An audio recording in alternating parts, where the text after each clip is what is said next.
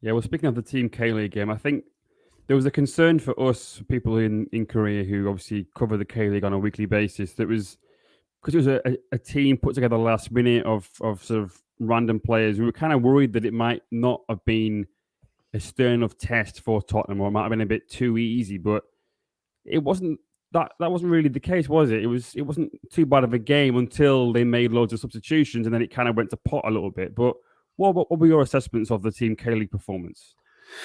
No, I felt that, and as I've mentioned already, I felt they were just a bit sharper. I mean, fundamentally, front to back Spurs have better players. There was obviously no doubt about that. Antonio Conte went extremely strong. He clearly felt he couldn't start Kane and Son because they'd come back later. They were saying, well, Kane certainly was throwing up at the end of the first training session, the open training session on the Monday. They were being worked so hard. So he still went very strong. It was all first team players. He's barely taken out any young players on this tour. This game was important to Antonio Conte, and I think he felt he couldn't burn through these fixtures because there's only 4 before the Premier League season starts. Till Southampton visit on the 6th of August. And I think that first half, it was 1-1 first half. I don't know what you thought, Paul. I mean, we spoke before the game and you were telling me how it wasn't exactly a K-League all-star team. Due to the diplomatic nature of the way the squad was assembled with 2 players from each squad, that it was there was a bit of balancing and the way it worked. But I thought it was a really good challenge. I thought there was lots of technical quality. There was a desire to play out from the back, even though a lot of these players didn't know each other, most likely. I know there was a few internationals, but fair to say it wasn't packed with international players, was it? No, there wasn't that many, no. Just the captain, Kim Jin-su, who played at left back, he's played in quite a lot of games for Korea, but he's always missed World Cups because he always gets injured before a World Cup. So, like, last time he missed it, so he's hoping that this time around he won't miss the World Cup. But yeah, he's probably the one who's the most capped.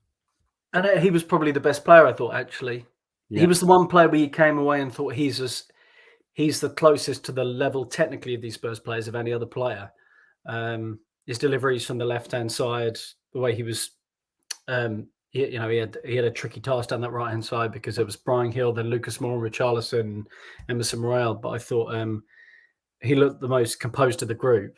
And then a player who, because I spoke to you and you were giving me great tips on the players and everything pre-match, Yang Hyun-jun, who came on, who was probably the player I had the least information on, actually, when I just look back at my notes. He was probably, I thought, the best player on the day for Team K-League because he came on and changed things. He was direct. Didn't lack any confidence. And I was so impressed with him. He was the one player off the back of the game. I was like, he was excellent. And I don't doubt that Antonio Conte felt it was a good challenge front to finish. Yeah, well, Yang Hyun-jun, he scored a hat-trick at the weekend in K-League. Did he? Would you believe? Yeah, he scored. Honestly, I'll try and send you the video of the highlights, but he scored a back heel. He scored a little chip.